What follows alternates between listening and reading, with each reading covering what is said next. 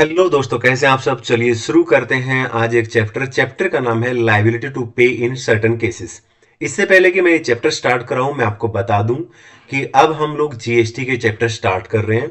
GST के chapter करने का तरीका हमारा क्या रहने वाला है। सबसे पहले मैं जीएसटी की सारी थ्योरी कंप्लीट कराऊंगा, जिसमें कि 9 चैप्टर आते हैं आपके, ठीक है ना। और उन 9 में सबसे पहले हम पढ़ेंगे लायबिलिटी टू पे इन सर्टेन केसेस। आज की क्लास में कंप्लीट चैप्टर मैं आपको कराऊंगा।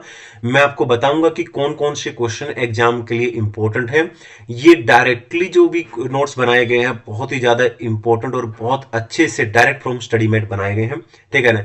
इसके अलावा इसमें बहुत सारे साथ साथ में मैंने क्वेश्चंस दे रखे हैं। जब भी मैं कोई टॉपिक समझाऊंगा तो मैं आपको बताऊंगा कि इस टॉपिक पे किस तरीके का क्वेश्चन आपसे पूछा जा सकता है सीए फाइनल के अंदर।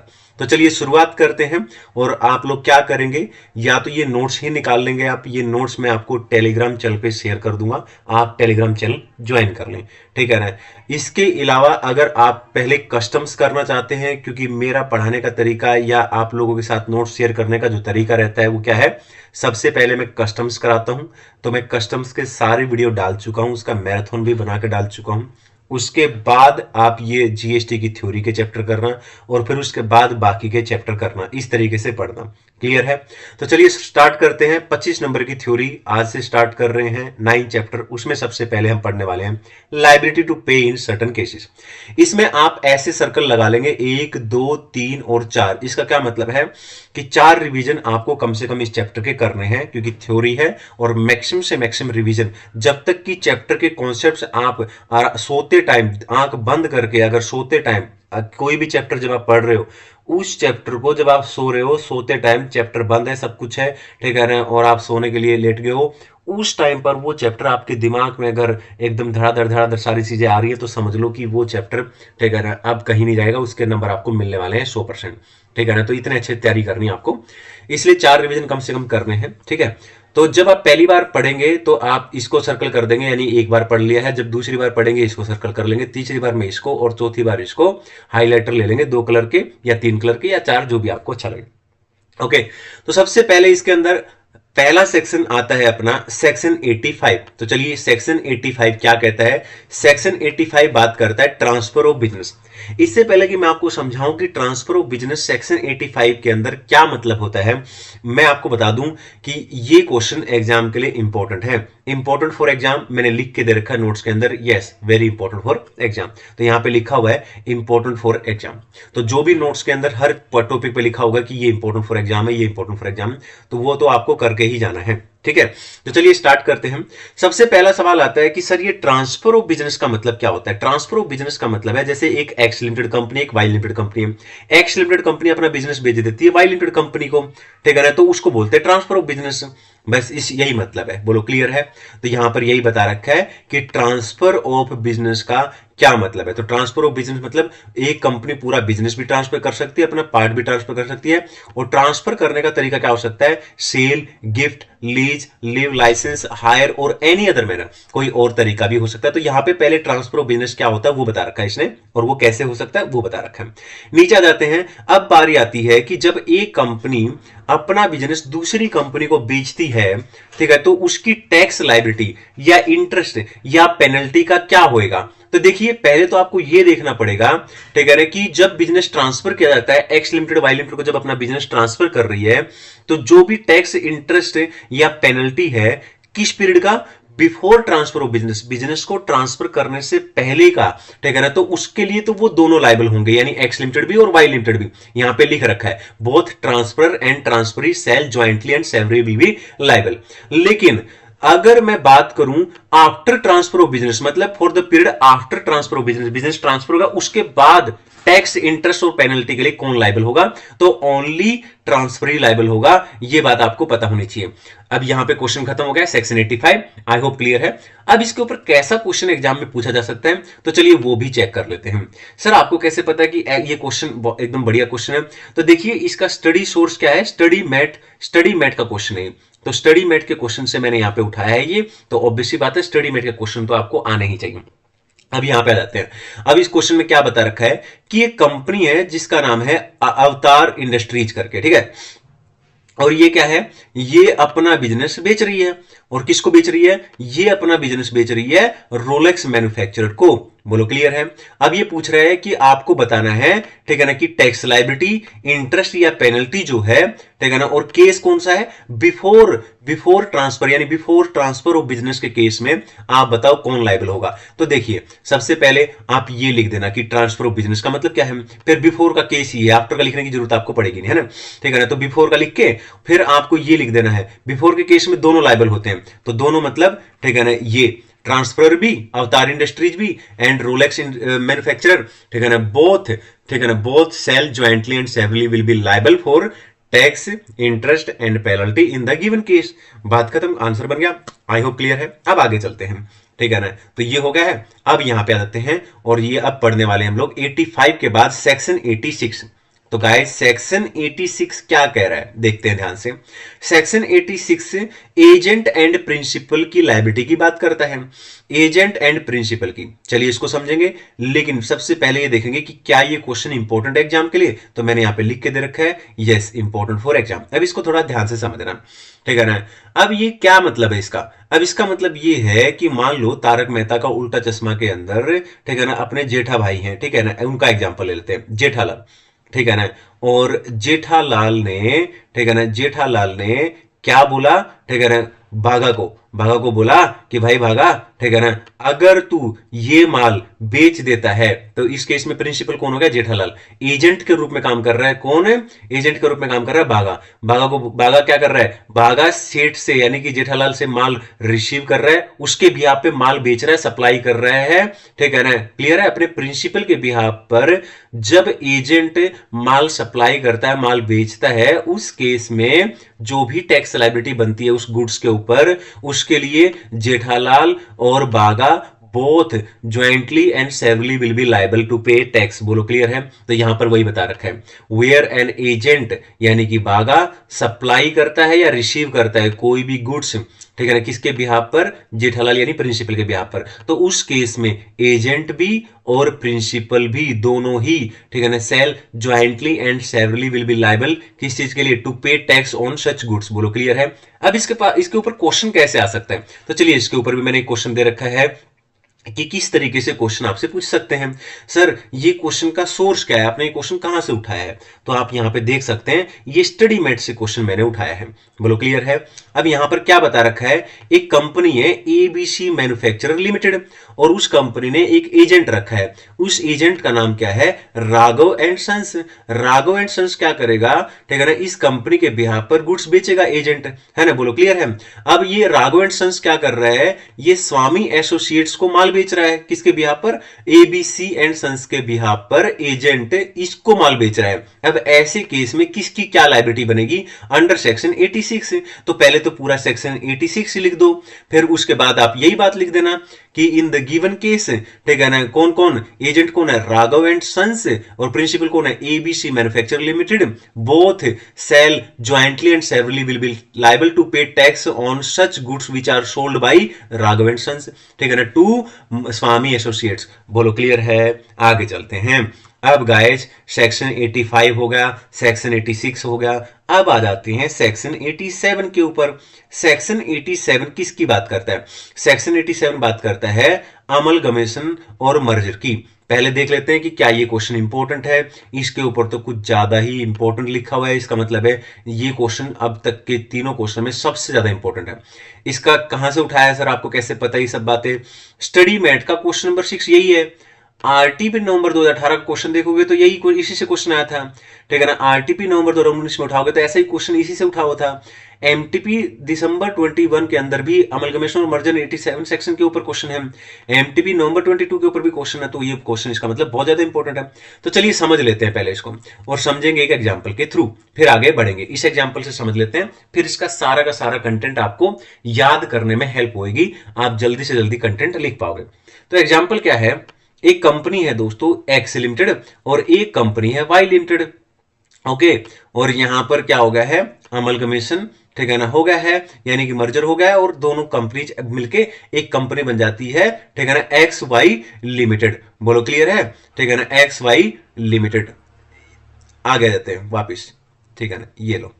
तो यहां पर एक्स लिमिटेड और वाई लिमिटेड मर्ज होकर क्या हो जाता है, एक्स वाई लिमिटेड कंपनी हो जाता है। बोलो क्लियर है। अब होता क्या है, इसकी जो इफेक्टिव डेट है मर्जर की, वो है 1 अप्रैल 2023, ये है इफेक्टिव डेट। बोलो क्लियर है। ओके, और ऑर्डर कब पास हुआ है, ठीक है ना, ऑर्डर पास हुआ है 1 सितंबर 2023। तो इसके बीच में बहुत सारी ट्रांजैक्शन तो हुई होंगी, बिल्कुल हुई होंगी।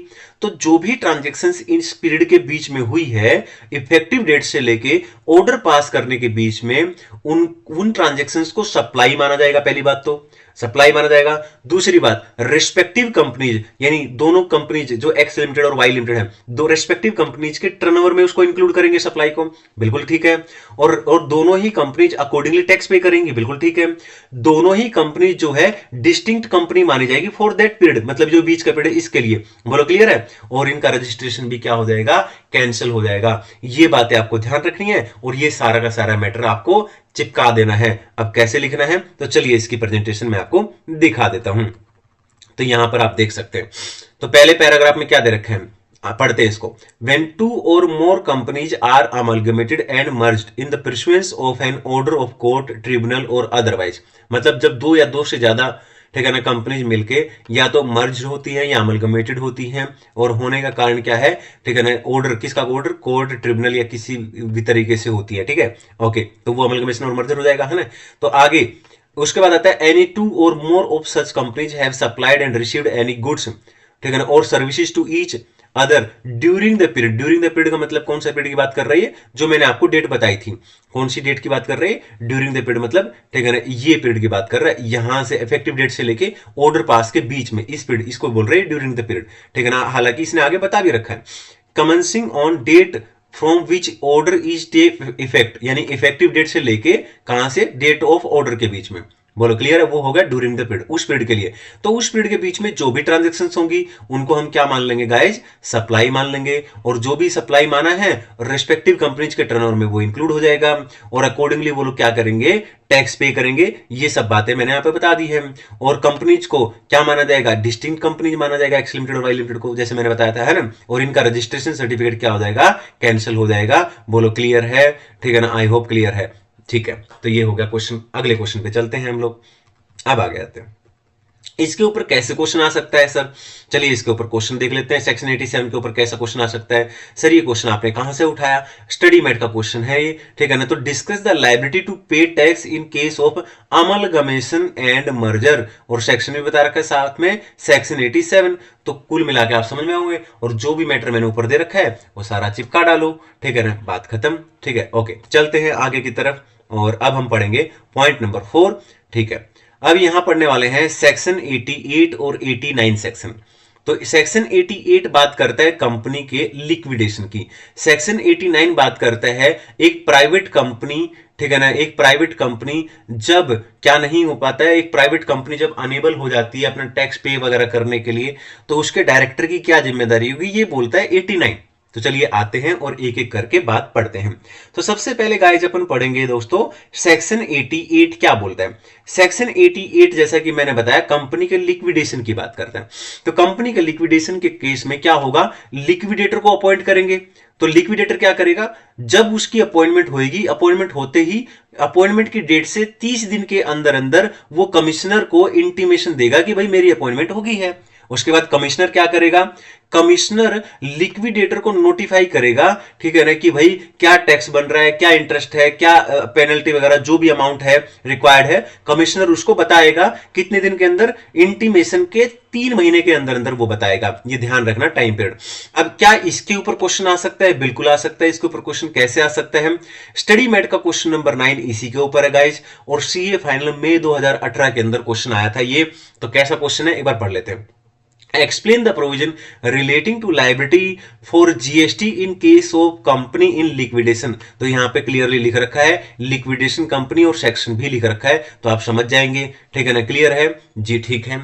आगे चलते हैं, इसके साथ साथ सेक्शन 89, ठीक है ना, सेक्शन 89। तो सेक्शन 89 क्या कहता है कि एक प्राइवेट कंपनी है, उसके डायरेक्टर्स की क्या लायबिलिटी बनेगी अगर कंपनी पैसा नहीं दे पा रही है, प्राइवेट कंपनी। तो चलिए यहां पर बात करते हैं। तो कोई भी टैक्स इंटरेस्ट या पेनल्टी ड्यू है किसका, प्राइवेट कंपनी का, और प्राइवेट कंपनी से क्या नहीं कर पा रहे, रिकवर नहीं कर पा रहे।